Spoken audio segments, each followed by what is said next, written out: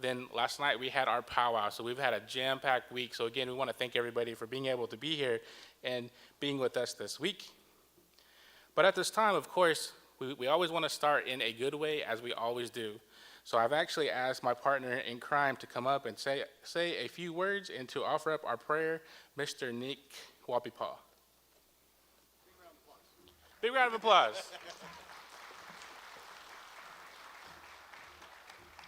Good morning, everybody. If you are able, please stand with me and pray along with me.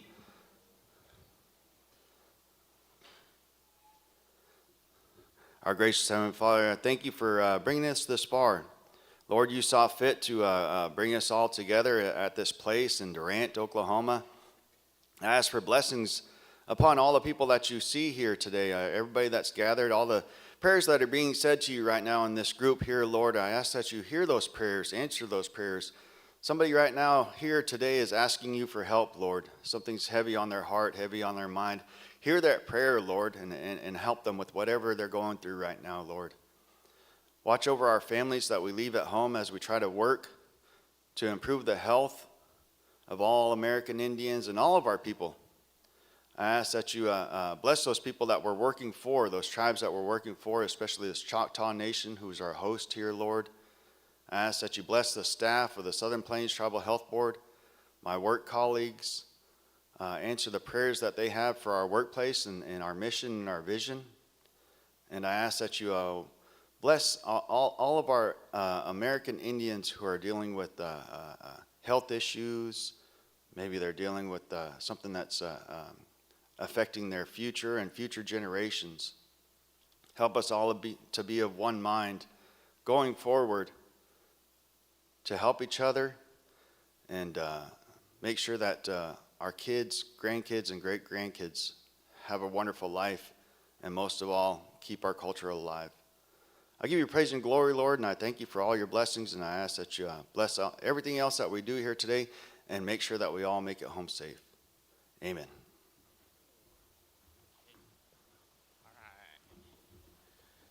Thank you so much, Nick, for your kind words and your blessing.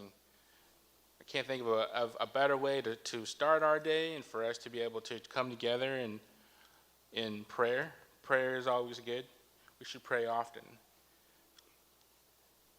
So I also have a few announcements that I would like to share with everybody. Just a gentle reminder that checkout, if you are leaving today, checkout is at 11 a.m. So please make sure that you have all of that mentioned. Or I wanted to be able to mention that for everyone so that way you would know. You know, this week we've had a lot of great things, lots of great laughs, lots of great smiles. It's so great to see everybody to be able to come together because this is the first time we've been able to have this conference in person, and it's been lots of hard work, lots of dedication. A lot of our great team has been able to come together to make this happen. And one of the things that Dr. Evan Adams had talked about was being able to come back into the circle and be able to find that. And I feel like this is such a great event with so many great folks that have been able to come together for this purpose. All of our folks, we were able to come together as public health professionals to come together and be able to learn, be able to talk about some of our new ideas, but also to be able to share some of our struggles, because as we know, as we continue to work for our people, that we do have those struggles. But it is nice to see so many of our professionals that can come together and spend a few days. So again, I know there's several things that are going on at home. I know we always have family stuff. If we have kids, it's ball season. If you haven't paid your taxes, those are due, I believe, pretty quick. So again, that is my other gentle reminder. But this is such a great opportunity for us to be able to come together and share this time and be able to learn and be able to have all of these great things. So at this time, I would actually like to turn it over to our fearless leaders that have been working so hard for this conference to make sure everything is just right, being able to keep us on track, but also being able to tell me, hey, cut it off or keep going. So again, I am so very thankful to be able to have these people. So at this time, I would like to invite our co-chairs for our conference, Ms. Lexi Hill and Mr. R.D. Dickens.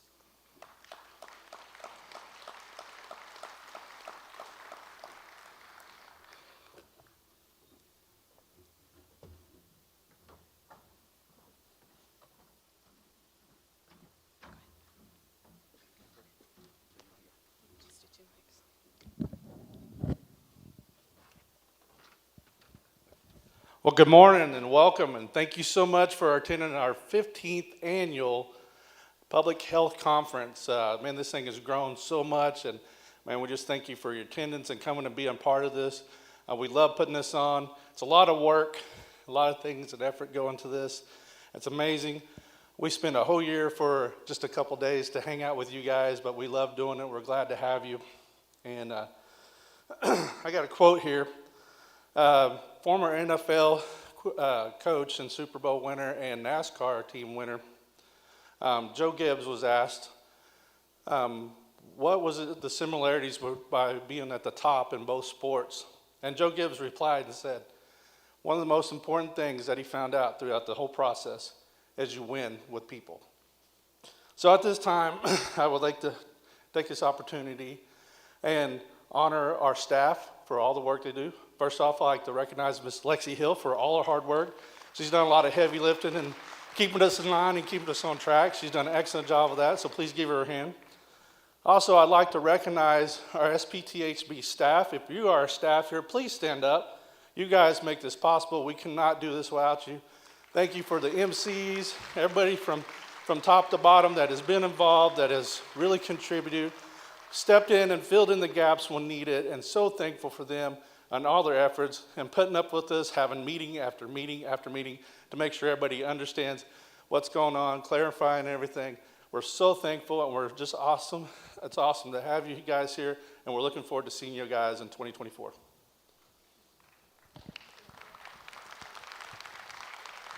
Thank you, RD. Our sincerest yaagos, ahos, miigwetches to everybody that came out and is able to be in community with us. You know, our theme this year is restoring health and uniting community, and it's just so timely. You know, we were trying to figure out what can we do, what is our theme, you know, how can we bring people together? And after the last couple of years of just what's happened in our communities, we thought it was good to just come back, you know, and really be intentional about what we're doing here. You know, there's only so much planning you can do, but you all are the ones that made this happen. So please give yourself a round of applause for just being here, being present, being available to all of the questions, the networking, the presentations. You guys are the ones that made this happen, and I'm so grateful for that. This is one of our highest attended tribal public health conferences ever. This is also my first in-person conference. So I'm just so excited to be here. I'm so excited that you all are with us on this journey. And I hope that you guys will come back to your communities in a good way. And, you know, you've learned something here. You know, you were able to share, able to connect. And one of the things that, you know, when I get smudged off, I always hear, I need to smudge your feet. So every step that you take is a prayer.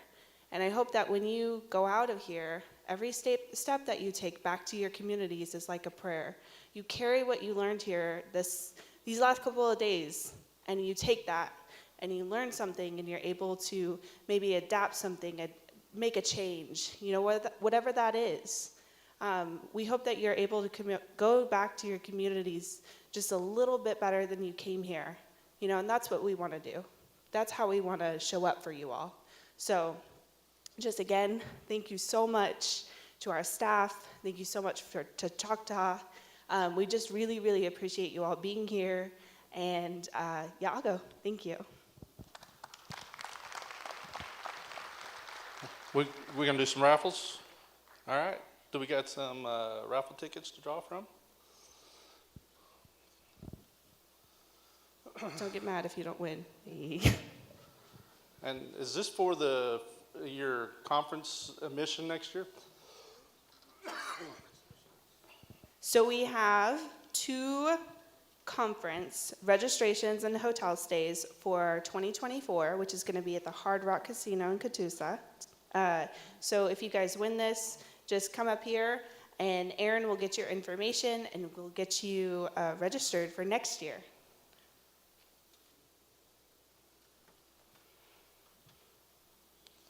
All right, we got the number here, 509-7312. Last three, or last four, 7312. Do we got a winner? We got a winner? All right, come on down. Congratulations. We got our first attendant that will be there next year. Carla Feathers.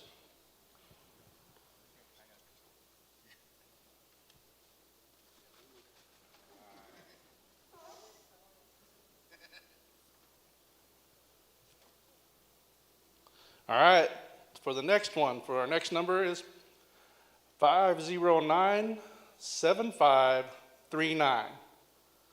7539.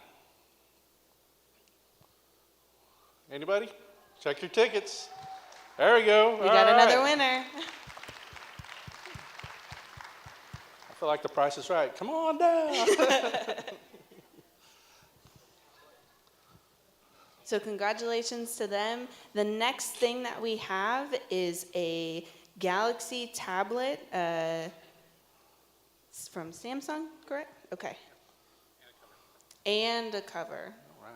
So you got protection for that knee. All right. Next number is 509-7515.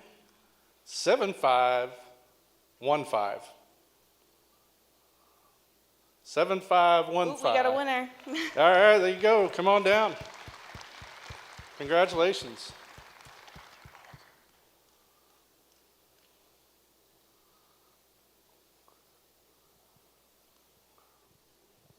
And I believe that might be the end of our raffles right now. Is that it? Oh, Nicole from Texas. Congratulations. Congratulations to our winners, and we hope Yeah. to see all of you at the Hard Rock Casino next year in Catoosa. There's our save the date. Yeah, right here. Yeah. So we hope to see you guys next year. Yeah, I'll go. Thank you.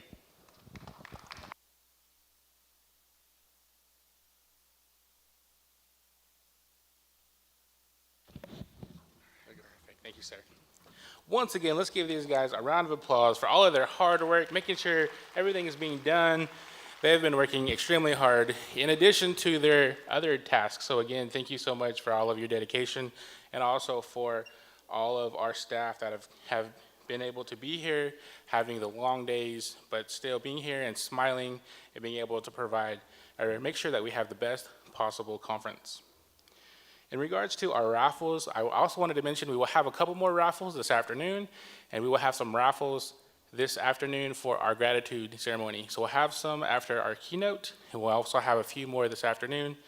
And we will use the same tickets this morning, but when you come back for the gratitude ceremony, you will get new tickets. So you can keep those. The ones that you have today, if you didn't win, you still have some chances to win this morning, but then when you come back this afternoon, we will have new tickets. I was telling some of the staff this morning that I actually was able to attend a conference, and I was very excited about it, and they were hyping up all of the raffles and all of the great things, and they were like, we have a really special gift for us. So everyone's getting excited, like, oh, well, it's a car. We're giving away a car. I was like, oh, man, this is awesome. They're like, well, it's a red car. And I'm like, oh, man, like, I'm a big OU fan, Boomer Sooner over here, and big OU fan, you know, like, a red car, man, this would be awesome. And then, you know, you kind of begin to think, and like, it's a red Chevy car. All of the excitement and, you know, all of the anticipation, thinking about all the new cars that are coming out. They're like, it's a red Chevy Camaro. Like, oh man, I would love to win that. So of course I'm showing up and I'm very excited to have my ticket, has my name on it, I'm ready, I'm like, this is the one. And they actually called my number. And I was so excited, I was like, oh man, oh my gosh, I just won a car. I jumped out of my boots, I was so excited, ran up there to find out that it was a Hot Wheels car. So I did win a red Chevy Camaro, but it was a Hot Wheels car. So very excited. I still have that car. Low miles, so if anyone is interested in a red Chevy Camaro, low miles, mint condition, I definitely have those things. So also, I also wanted to mention, I have on a personal note, yesterday was a very exciting day for a lot of us. And there was something that very special happened at the powwow. I don't know if anyone had a chance to see that. Our very own Mr. Alex Smith, he got on one knee and proposed to his girlfriend. So Alex, congratulations to you. I don't know if Miss Leanne is here, but definitely congratulations to her. This was something that he had. I was very blessed that I got to be a part of that and kind of learn about that and see all of the excitement, seeing all of those things. And as being a married person, brother, I feel you. All of the ups and downs, in addition to doing the conference, I don't know how you did it. But I'm very thankful for you and very, very excited for you, and wish you guys nothing but the absolute best. So again, thank you for that. Up next, I would actually like to turn it over to our keynote speaker. So our keynote speaker today is Dr. Juliana Reese. She's a board-certified family medicine physician with over 20 years' experience in the primary care. She's an enrolled member of the Navajo Nation and currently serves as the Director of Healthy Tribes for the CDC, National Center for Chronic Disease Prevention, and Health Promotion Division of Population Health. So ladies and gentlemen, help me introduce Miss Juliana, our Dr. Juliana Reese.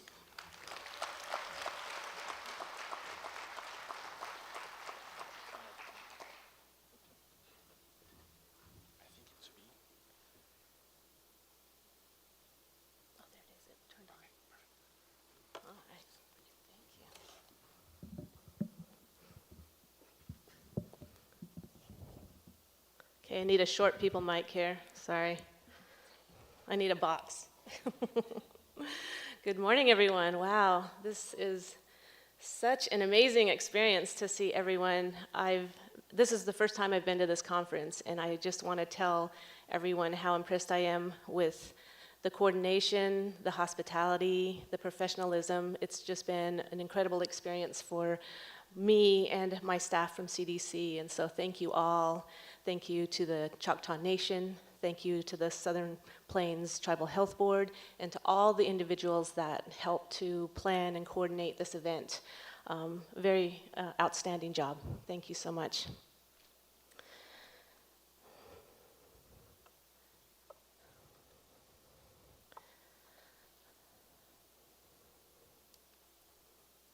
So I'd first like to begin with an introduction in Navajo, which is customary in my culture. Yat ebene Juliana Reese nishya khapaha nishle sanaha bilni bashichin kia ani edashichedo ashihi edashanala seotso dan nasha akta astana nishle. My name is Juliana Reese. I'm originally from Fort Defiance, Arizona, a small town on the Navajo Nation. Growing up on the reservation, I was fortunate to be heavily immersed in Navajo culture, language, and traditional ways. My parents were from different parts of the res, both traditional upbringings, but quite opposite in many ways. My mom was quite an introvert, a big reader, and an accountant, so everything had its order, had its way, very calm and collected, and kind of the type of person who likes to kill them with kindness, very forgiving and focused. My father, on the other hand, was basically a famous rodeo cowboy, and many of you from this area may remember Julian Martinez. We traveled up and down the nation, into Canada, into Mexico, all over the place, rodeoing growing up. He was a rodeo stock contractor as well, and so I had a life that was wild and free and full of adventure, animals, probably a little bit of witnessed a lot of whiskey drinking, fist fighting, and lots of charisma, lots of humor, lots of love, lots of generosity. So it was an upbringing that really brought together two different types of experiences for my siblings and I. Although I witnessed the beauty and richness of my culture, I also experienced the very real challenges of being American Indian in this society. I won't go deeply into my personal trauma, but I can say that I come from a home filled with contrasting experiences, a mix of unpredictability and stability, of calm and elation, of fear and security, of impulsivity and meticulous control, and of tragedy and joy. It was more acceptable to express anger than to show tears. There were strict rules, yet a fierce challenge to break boundaries, challenge authority, and see life as limitless.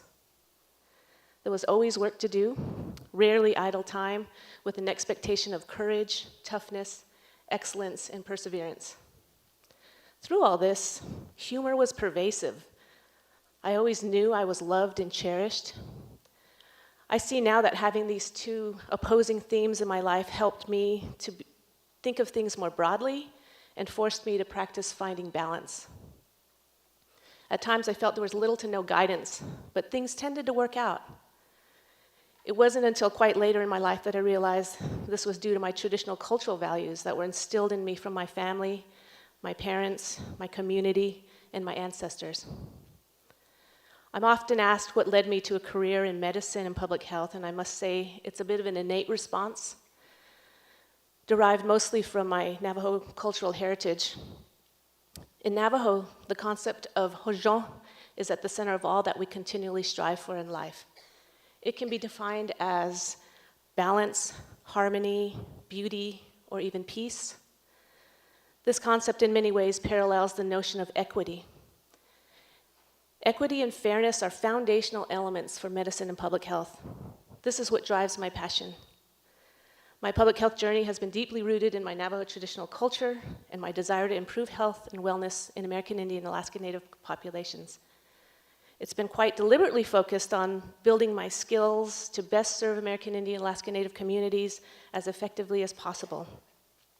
I've had the honor and the privilege of serving American Indian patients directly as a primary care physician, as an administrator, a mentor, and many in my hometown and other tribes across the nation. I continue to bring this knowledge and my life experience to the work that I do at CDC, promoting innovative ways to approach health and wellness and supporting indigenous ways of knowing in this prestigious world of medicine and science. A lot of what I have learned over the years is realizing strengths and resilience factors in myself, my family, my community, and all indigenous people. I appreciated the words of Dr. Adams Tuesday when he talked about living excellently in two worlds. But how do we do this? How do we do this in a structure of a Western world? We draw from the knowledge that we have to design a framework for rebuilding our communities, supporting resilience, and reclaiming our health. I'm so very humbled to be here amongst such an impressive field of leaders and committed community leaders. I hope to share some words and some stories that will help illustrate my life experience, as well as work to build our, quote, cultural perpetuity, as our sister Sutton King so graciously talked about yesterday. You've witnessed very informative and powerful speakers this week.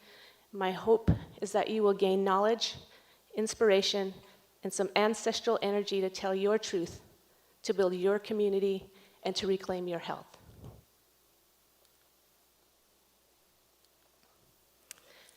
I have nothing to disclose financially, nor do I have any conflicts of interest to report. The objectives of this talk will include to describe the unique characteristics of tribal public health, to demonstrate the link between social determinants of health, historical trauma, intergenerational and multi-generational trauma, stress, and chronic disease in American Indian Alaska Native populations. I'll give an overview of the CDC's Healthy Tribes framework for improving health and wellness in American Indian and Alaska Native populations, and I'll highlight lessons learned from the innovative work done at CDC incorporating vital community input.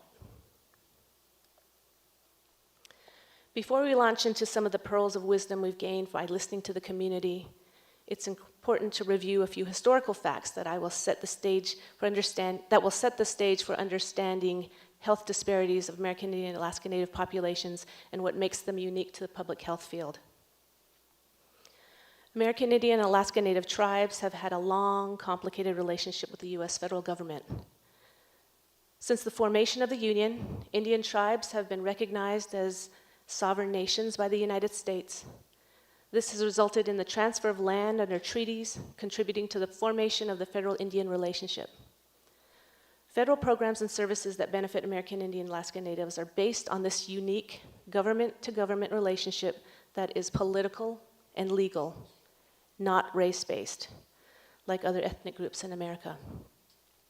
This government-to-government obligation is critical to understand because it forms the basis of the uniqueness of American Indian and Alaska Native populations with regard to public health and the challenges that tribes are faced with. There have been a number of distinct acts. Oh, I'm sorry, let me go back to the slide. There we go.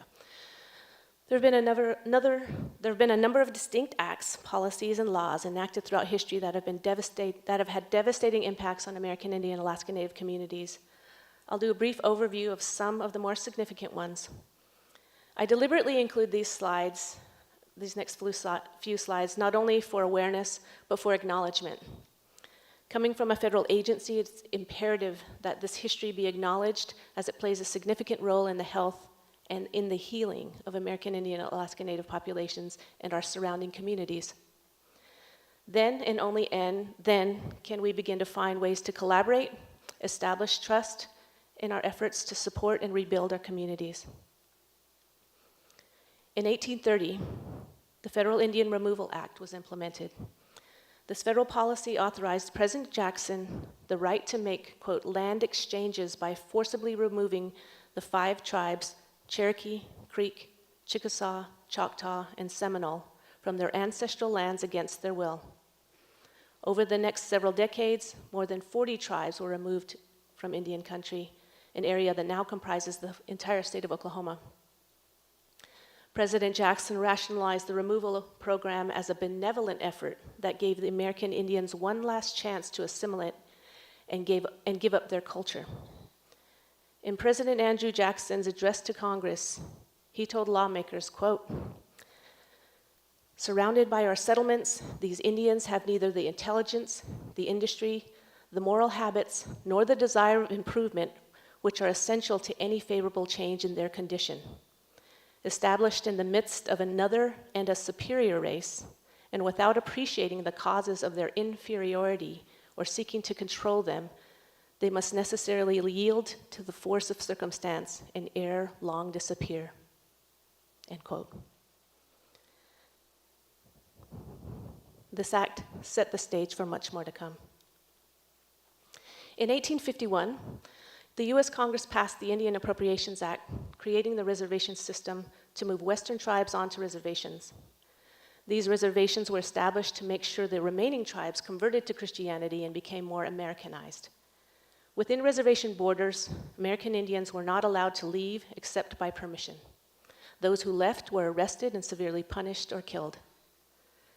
The federal policies were enforced by Indian agents, which suppressed tribal culture and traditional activities.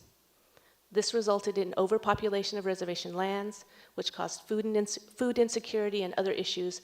Many plants, game, and fish disappeared from overuse. In 1887, the General Allotment Act, or Dawes Act, was implemented, having disastrous effects on many tribes. This federal policy was designed to detribalize the American Indian by destroying the idea of communal land ownership on the reservations. Again, deliberately disrupting the community-based system so critical to American Indian and Alaska Native people. Consequently, land owned by American Indians decreased from 138 million acres in 1887 to 48 million acres in 1934. The Indian Reorganization Act, also known as the Wheeler-Howard Act, was signed by President Roosevelt on June 18, 1934. The law pushed tribes to adopt constitutions and city-style council governments by offering federal subsidies to tribes that adopted constitutions like that of the United States and replaced their governments with city council-style government structures. There was no consultation with tribes, resulting in the seeds for termination. In 1953, not very long ago, Congress passed another detrimental resolution beginning the federal policy of termination. In 1956, a companion policy of relocation moved Indians off reservations and into urban areas. Through these policies, the Bureau of Indian Affairs moved thousands of American Indians to cities, urban jobs, breaking family units, cultural ties, and familiar ways of life. The image in this slide shows an actual relocation brochure distributed to American Indians in the 1950s. The goal was to absorb American Indians into mainstream society and to deliberately place them in the most unfamiliar environments to rid them of their community connections and cultural ties. Although some American Indian and Alaska Natives chose to move off reservations to urban areas, 50% returned home to their families and reservations within 5 years because of the lack of job opportunities, education, and social services that were promised. The incidence of homelessness, poverty, substance use, sex trafficking and prostitution, trauma, death, and mental illness was staggering, and it was reintroduced back into American Indian, Alaska Native communities and perpetuated. Many American Indians stayed in the cities, creating the roots of the American Indian movement, or AIM.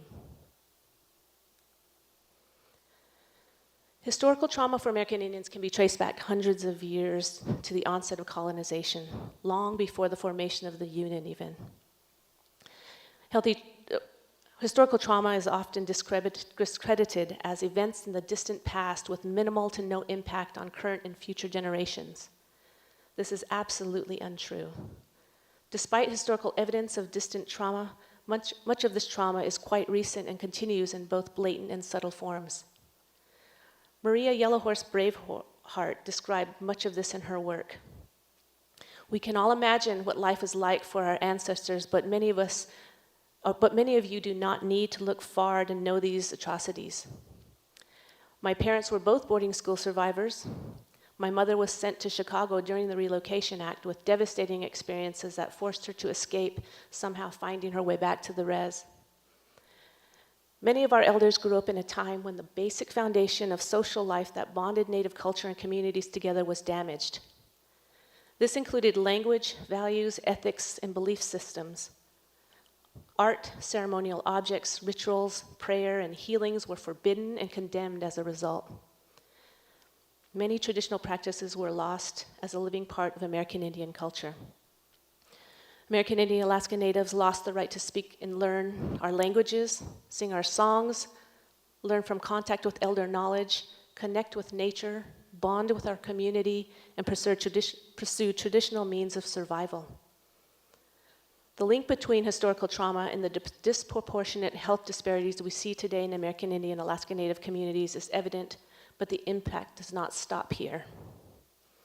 I'll highlight some recent events and circumstances that contribute and even amplify these health disparities, but also what we can do to combat them. You're all likely familiar with the Adverse Childhood Experiences screening form, the scoring system that tabulates the number of adverse childhood experiences and how American Indians and Alaska Natives show disproportionately higher scores at any age than the general population. This slide integrates adverse childhood experiences with adverse community environments, demonstrating how both set the stage for health outcomes. Essentially, in this depiction of this depiction is of the social determinants of health and the impact of the environment, showing how the roots directly affect the growth and development of this entire tree. For American Indian Alaska Native communities, some examples include the lack of access to potable water, multi-generational housing or lack of housing, lack of electricity, broadband, heating and plumbing, and transportation. Additionally, the siting of polluting industries on and near Indian country, the proportion of our population that is incarcerated in high-level facilities due to the structure of our judicial systems, the list goes on. For clinical care, it's even more complex due to the existing healthcare systems, IHS, tribal health facilities, urban Indian organizations that have been historically under-resourced and underfunded. These factors amplify the barriers for American Indian Alaska Native people. A side note to this slide, when you talk about the adverse childhood experience scale, you all know plenty of people in your communities and your environments who have had traumatic events and have lived through atrocities in their lives. And there are some kids that tend to just do very well and some kids that don't, and they could even be in the same family. There is another scale that is available called the Benevolent Childhood Experience Scale. And this gauges good things that children have around them in their environments. And you can have a child that scores incredibly high for an ACE scale, but also scores high on a BCE or Benevolent Childhood Experience Scale. And those are the children that are resilient, that tend to do well, that tend to, quote, make it. And so when you're thinking about ACE scores and you're thinking about struggles, think about the strengths and the positives and the resilience factors as well, and try to balance those two elements if you have the opportunity. You've probably all seen this slide from one of our esteemed colleagues, Dr. Don Warren and his team. This slide is a bit busy, but I really like it because it helps you better visualize the link between historical trauma and chronic disease. Not only does it incorporate historical trauma, but it includes present-day stress at gestational, childhood, and adulthood periods of life. We all know adverse childhood experiences are a strong predictor of risk for numerous chronic and behavioral health conditions, including heart disease, diabetes, cancer, depression, suicide attempts, and tobacco substance use. But we don't often hear of the adult stress impacts. This graphic also includes how systematic efforts from external entities contributed to health disparities, as they have historically led to high rates of formula feeding of infants and intake of high-calorie, low nutritional value packaged and processed foods. All of these factors and social circumstances, including stress, affect health equity. It's important to understand how cycles of intergenerational and multi-generational trauma stemming from historical trauma form the basis of chronic diseases and disparities in American Indian communities. This reality was all too often apparent in my clinical practice. Many times patients would miss appointments or never seek out care due to feelings of shame and guilt about having a chronic disease like diabetes, obesity, or even substance use. I spent the majority of my time talking to patients about historical trauma and the impact of stress on the body. People often felt that they somehow got diabetes because they were Indian or because of lifestyle choices that they made, like it was their fault. This picture was unclear in most of my patients' mind. The why behind the conditions wasn't apparent in many communities that I've worked in. I had patients come in apologetic about their blood sugar or their blood pressure, despite working extremely hard to change their lifestyle and taking their medications and just feeling constantly defeated.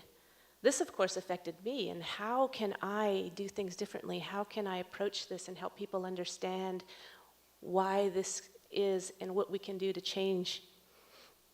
The most consistent symptom that was reported was stress.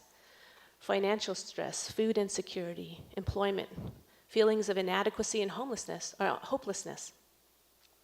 People were using substances, drugs, alcohol, commercial tobacco, and even food to cope. And they didn't understand how deeply rooted these urges and these cycles were.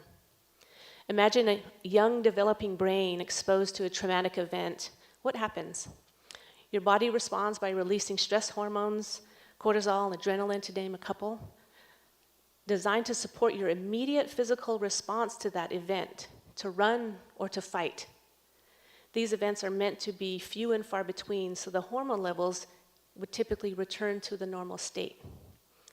If you have continual stress, say an abusive environment, food insecurity, you're always on alert, always bathing your brains in chemicals that prepare you to run or to fight. Over time, the brain actually develops that way. Your body adjusts this environment and essentially resets itself as though this level of stress is the new normal. In medicine, it's called homeostasis. The body is amazing at figuring out how to balance and survive in whatever environment it's placed in, at least for as long as it can. We now understand that this stress is cumulative and affects the entire body. In fact, this trauma can affect your DNA, which means it can be genetically passed on. Now, the good news is that the body can change. It can change its set point in either direction. it can reset to a stressful environment, and it can reset to a non-stressful environment. There are essentially two cell types in the body that can regenerate. One is nerve tissue or brain tissue, and the other is liver.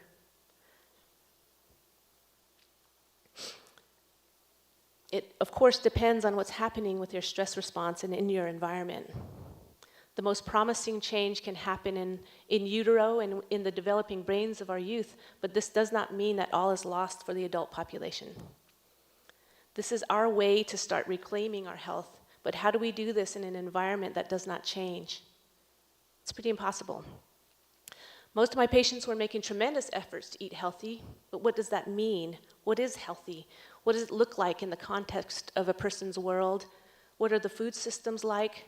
What are the connections to community? Most of my patients were so confused about food and how to change their lifestyle that this too was adding additional stress. The Western medical model has never evolved to see the comprehensive picture, but we have the power to change our communities and support comprehensive solutions by understanding the why behind it all. Now, most of what I talked about so far has been quite negative, and although essential to acknowledge and understand, it's more important to also talk about community strengths and the protective factors that have contributed to our resilience and have allowed us to survive. Remembering the recurring themes of historical events I just reviewed, cultural erasure was one of the most prominent methods of assimilation and elimination of American Indian and Alaska Native populations. Why would this be? Likely because it is a powerful protective factor that fosters identity, connection, belonging, and ultimately survival. We know that culture and traditional practices are key factors in resilience and also play a powerful role in wellness. It's not only about a single practice, but the values that these practices are based on. These are the elements we want to identify, support, enhance, and build upon to help American Indian and Alaska Native communities not only survive, but thrive. This brings me to talk about CDC's Healthy Tribes framework, but also a foundational component in incorporating tribal input, recipient input, and the community perspective is pivotal. The Healthy Tribes program includes a robust portfolio that funds tribes, tribal organizations, urban Indian organizations, and tribal epidemiology centers through 3 cooperative agreements. Tribal Epidemiology Center Public Health Infrastructure, or TECFI, is the first. Good Health and Wellness in Indian Country, or GWIC, is the second. And the third is Tribal Practices for Wellness in Indian Country, or TIPWIC. These cooperative agreements work synergistically to build upon and inform strategies to improve health outcomes across Indian Country by strengthening public health infrastructure, expanding the evidence base, and learning from innovative practices, including cultural traditions and tribal practices. These programs are designed to be strength-based, address community-identified needs with culturally appropriate methods that give scientific credibility to the practices that have been present and utilized by American Indians and Alaska Natives for centuries. We utilize these key priority areas to support communities in fostering partnerships, informing and educating those involved, building a workforce, and enhancing data and surveillance as they implement solutions for themselves, for their own communities. After all, who was best at understanding the issues and dynamics of a community but the community itself? CDC has made innovative strides to improve services to American Indian and Alaska Native populations. I'd speak to just a few that demonstrate how we listen to communities in various ways, directly from recipients, from official consultations to the Tribal Advisory Committee, and informally through meetings, webinars, and other opportunities. We are improving both our programs and the way we work with tribal communities. We take all of this community input into account, as well as lessons learned from our own work, to enhance our programs and the way we as staff conduct our work. CDC is listening, and we are committed to continuing innovation and improving our approaches. First, I'll start with a shift we made in the new Tribal Epidemiology Center Public Health Infrastructure Notice of Opportunity.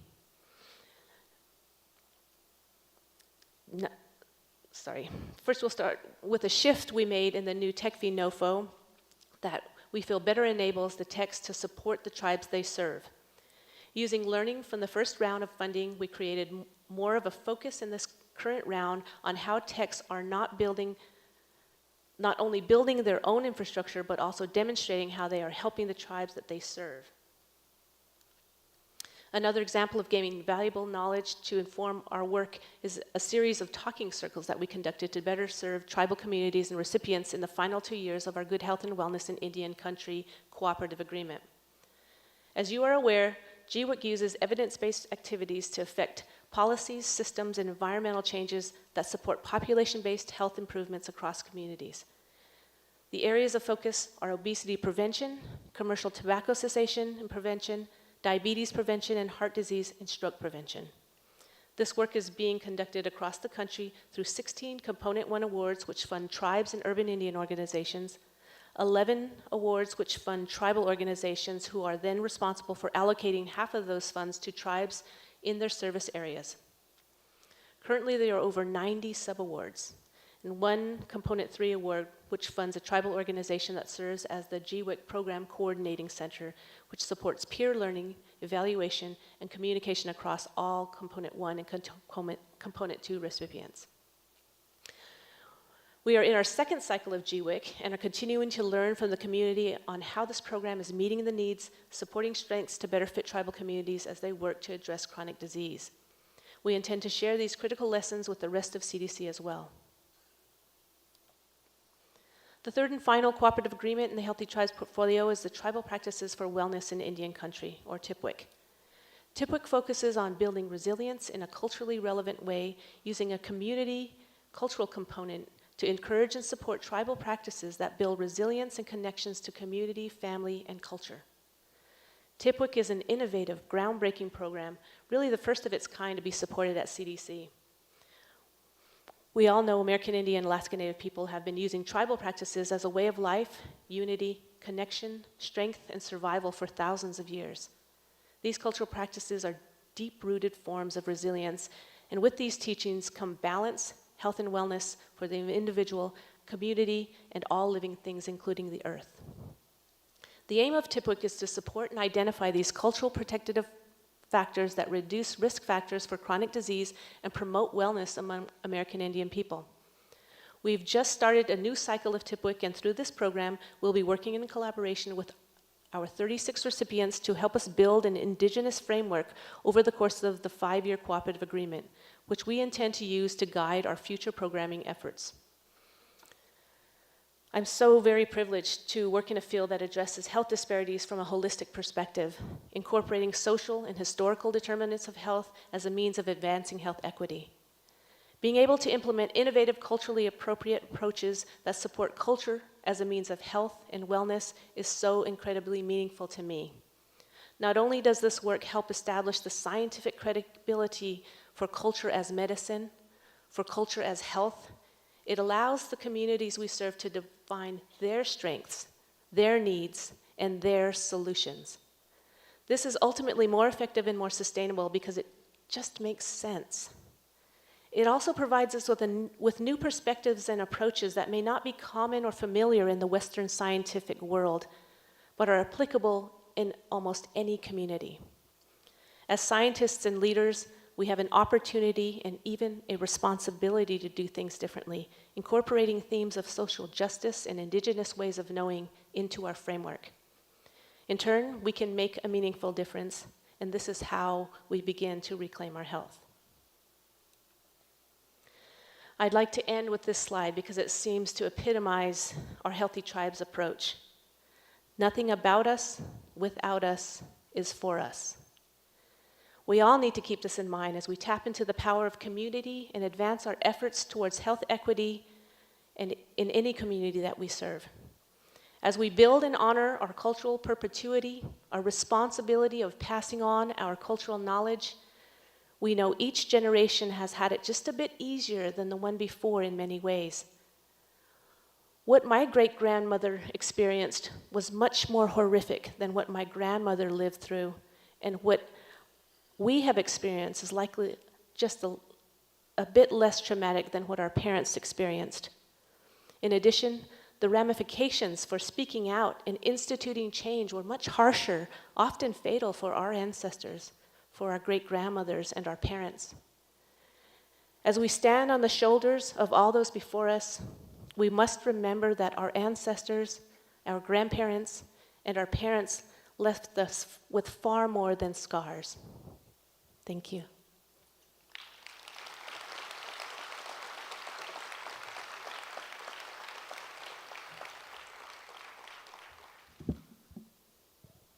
Wow, thank you so much for your amazing presentation and all of your detail and all of your dedication to being able to serve our Native folks. So I do have a few questions for you. So my first question is, how do you talk to your patients about food? I think this is one of the most pivotal things that I discussed in many of my visits. I was that doctor that was an hour and a half behind all the time. But I would go out and let my patients know, oh, I'm so sorry, I'm running a bit behind, just letting you know if you would like to reschedule, we're happy to do that. And almost every single time, patients will say, oh, no, I want to wait for Dr. Reese. I know she's probably taking time with someone who needs it because she does that with me. And there are days that my visit will be quick, and so I'm fine with waiting. Administrators were not as pleased with my scheduling, but a lot of my discussions were really building rapport and talking about lifestyle, behavior, and talking about historical trauma, talking about the why behind chronic disease, and trying to make things simple. I think one of the bits of advice that I have given has try to think about food and eat food that is real food. If it wasn't around 100, 200 years ago, you probably don't want to put it in your mouth. If it's fluorescent, you probably don't want to put it in your mouth. If you can't pronounce the words in the ingredients, you might take a minute to think about that.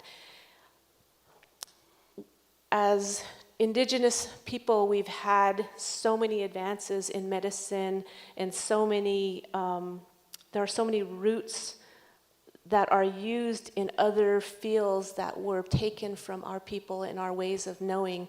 And so getting to understand those things and reinstilling them in communities is a lot of what I did in my patient visits. And I think that resonated more with people. It's difficult to go to a store and know how to shop for something that's healthy for your food, for your children and your family, particularly if you're on a particular budget. But making things really simple and having people kind of go back to their roots was a very effective tactic. Perfect. Well, thank you so much for that question. And I just have a few more questions. So as you continue down this road and being able to advocate for all of the things and just being able to have some of my conversations with you on the side, again, I'm just so thankful to be able to talk to you about some of this stuff. One of my biggest concerns is always about self-care. So I know you are doing great work. We talked about all of your countless meetings and always taking time to talk to me. But how do you practice self-care with such a busy schedule and being so engaged? My way has been, again, deeply rooted in my culture. In Navajo, it's customary to rise early in the morning before the sun comes up and run to the east to greet the holy people. And when you do that, you are then blessed, your way of life, your thoughts, your day. The sun rays come down and bless your environment, bless your home, bless your day. And so I always begin my day with some form of exercise. I think in my experience, I've been placed in many different environments, and oftentimes they were at times that I was likely unprepared for that, even as a kid. And the things that made sense to me were sports.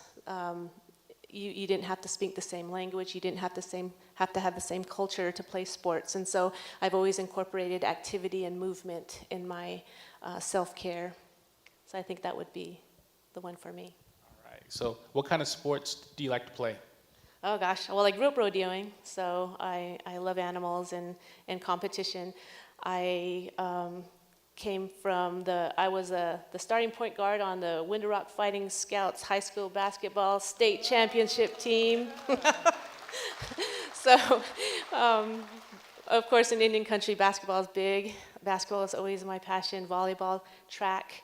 And I do CrossFit. I'm a avid fan of CrossFit.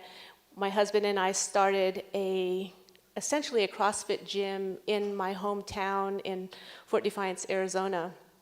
And we didn't call it CrossFit because that comes with a big franchise fee that you have to sustain and pass on to your customers, and we didn't want to do that. We wanted to create a program that was really going to be something that could be sustained by the community itself, even if we ended up leaving the community. And so we brought our equipment there, we started the program, we recruited folks. Initially, I think we had 5 people. The program grew. You could Google it, MOCT, Maximum Output CrossFit Training, or cross training. And it just became a movement in the community, and I just really believe that Native bodies respond to CrossFit. I'm not trying to give props to CrossFit in any kind of endorsement fashion, but I definitely like that style of movement. Awesome. Well, thank you so much. And actually, starting next year, we're going to have our basketball tournament. So you are going to be on my team, my starting point guard. So again, thank you for that. So again, thank you so much. But before we close, do you have any last things that you would like to share with our amazing group? No, I just want to say thank you. This conference has been such an incredible experience. I really feel like I've made so many connections here, and there's so much good medicine in this room. You all have the power to make changes that will be incredible for yourselves, for your children, for the future. And remember that quote of standing on the shoulder of all your ancestors. You are here and you survived, and you have an obligation to not perpetuate these cycles, to make these changes, and to be the change that we need. Awesome. Well, thank you so much, Doctor. Thank you. We actually have a small presentation for you.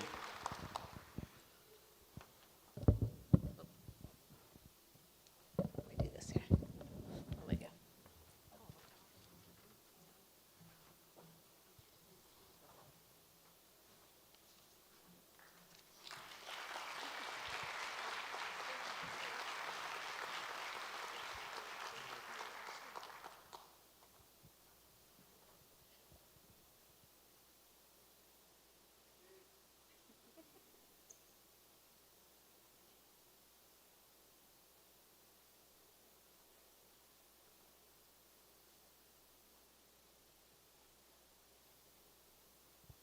Perfect.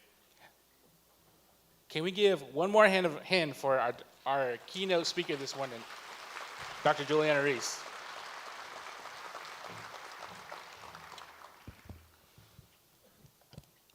Again, we want to thank everybody for your time this morning and being so involved, and all of your continued support. And I also I have a few announcements that I would like to share before we move on. So a gentle reminder we are still doing evaluation for all of our events for this morning and for this afternoon. So please do us a favor, and if you can complete our evaluation and let us know, we would like to hear some of your thoughts. We would like to hear all of the great information. With your evaluations for the keynote and for this morning, when they're done, you can leave them here, and we will come back and pick those items up. And also this afternoon, you will have the opportunity to complete your evaluation for all of your sessions as well. So you can either do those, I believe there are paper copies, but we also have, you can use the Whova app, so that'll be a great way for us to continue just to stay engaged, so you can be able to keep up with that. Also, I wanted to encourage everyone to stay updated on the Whova app, as it does seem like things are constantly changing. We want to make sure that we can provide the best possible session for you guys. So we've been able to work very hard to make sure that we're keeping all of that information updated. So before you head on to your next your next, or your afternoon sessions, please check on those and make sure that everything is updated on that. All right. In addition to that, I do have a few more announcements that I would like to share with everybody. A general reminder that the checkout is at 11 a.m. this morning here at the conference. So if you haven't had a chance to be able to do those things, making sure that those arrangements are being taken care of. All right. And I have a few more things that I would like to share. We have a couple of birthdays here, so I wanted to, some of our staff, one of the big things through Southern Plains, we're very big on being able to recognize on those things. I don't know if Riley's here, she might be in the back doing some work, being able to stay engaged, but Riley Rader, happy birthday. Thank you for all the things that you continue to do. You can continue to stay engaged on that. So again, happy birthday. Do we have any other birthdays in here? Oh, we got a birthday. Happy birthday, happy 21st birthday over there. Very excited. Can't think of a better way to be able to spend your day over here. So again, thank you for that. And I do believe, oh, we got a birthday. Charlie Stillwell. Charlie, happy birthday to you. Very exciting thing. So again, we're so thankful that everyone's able to spend your time with us. As we know, we there were several different conferences going on this week, and we're very thankful that you've been able to spend your time with us. Yesterday, I had a chance to hang out in the poster presentation. Man, there was a lot of good information in there, a lot of great things to be able to keep up with. So again, thank you for all those that were able to attend that and be able to continue to stay engaged in that.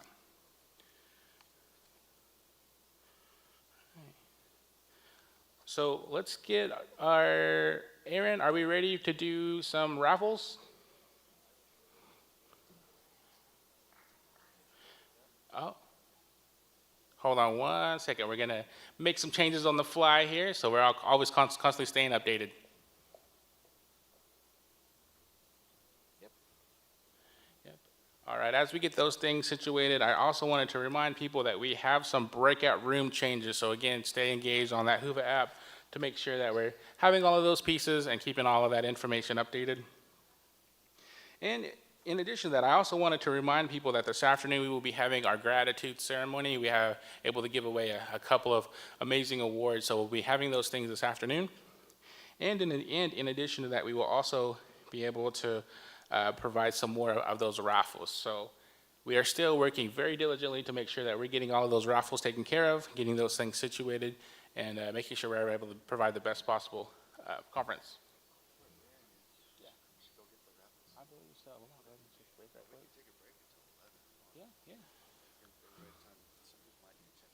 All right. So I was just informed that what we're going to do is we are going to take a quick break so that way we can get a few things situated. Again, this is an opportunity for you guys to fill up your cup of coffee, check those emails, check on your kids, check on your parents, check on your dogs, all of those things. So we will come back at 11